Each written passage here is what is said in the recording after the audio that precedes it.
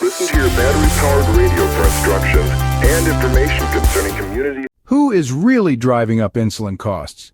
It's a question that's been echoed recently, with a new legislation capping monthly insulin payments at a mere $35. This bill, while providing short-term relief, fails to tackle the root cause of skyrocketing insulin prices. Over the past decade, we've seen a significant surge in diabetes patients and their out-of-pocket spending on insulin. But the question remains, who is truly responsible for these escalating costs? To understand the rising costs, we need to delve into the complex supply chain of insulin. At the heart of this chain are manufacturers like Eli Lilly, Novo Nordisk, and Sanofi.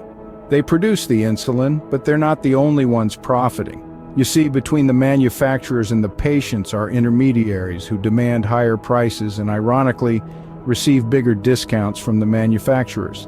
Now let's talk about the pharmacy benefit managers, or PBMs. These are the entities that negotiate with drug companies on behalf of insurance companies and employers. They are a crucial part of this equation because they drive down the net prices received by manufacturers. However, the savings they negotiate aren't being passed on to you, the patient. Remember when I mentioned that insulin prices have doubled between 2012 and 2019? Well, that's not because production costs have skyrocketed. It's because of this intricate web of negotiations and discounts that ultimately leaves the patient footing a larger bill.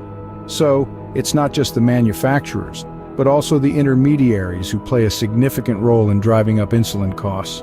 Let's take a step back and look at the bigger picture. We've discussed how the legislation capping insulin payments at $35 per month is a short-term fix, but it doesn't address the underlying issue of rising insulin costs.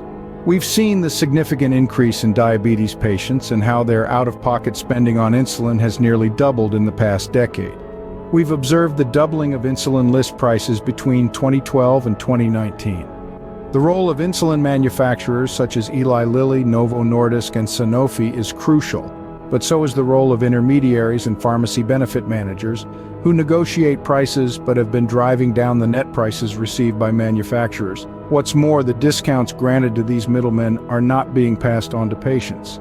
So, we circle back to our original question: who is really driving up insulin costs? It's clear that the answer is not as straightforward as it seems. Having a disaster kit ready will increase your family's chances